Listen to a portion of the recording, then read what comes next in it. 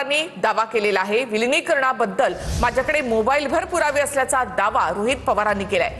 एनडीएमध्ये जायचं की बाहेर पडायचं हे ठरलं होतं असं रोहित पवार यांनी म्हटलंय।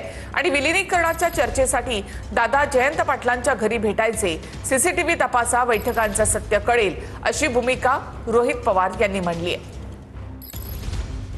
आम्ही विलिनीकरणावर चर्चा करू शकतो, आम्ही बैठका घेऊ शकतो, आम्ही तिथं प्रेस कॉन्फरन्स घेऊन तुमच्या सर्वांसमोर आणू शकतो। आमच्याकडे सगळे पुरावे आहेत, आमच्याकडे अख्खा फोन भरून त्याच्यात मेसेजेस, व्हिडिओ पासून पार त्याच्यामध्ये फोनवर काय बोलणं झालं हे सगळे गोष्टी आहेत। पण आम्ही त्याच्यावर त्या ठिकाणी आता तरी काय बोलणार नाही। आमच्यासाठी या विषयाला पूर्णविराम लागलेला आहे दादा गेल्यानंतर लगेचच्या लगेच।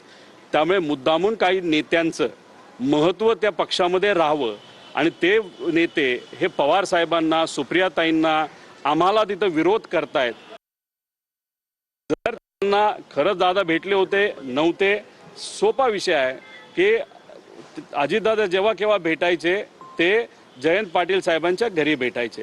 जयंत पाटील साहेबांच्या घरासमोर लोढा साहेबांचं घर आहे, तिथं सीसीटीव्ही कॅमेरा असतील।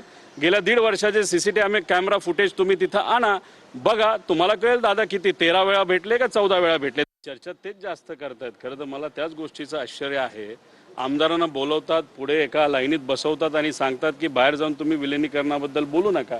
अरे विषय संपलेला आहे। अजितदादा असताना अजितदादांबरोबर आमची चर्चा काय झाली हे त्या ठिकाणी आम्हाला माहिती आहे।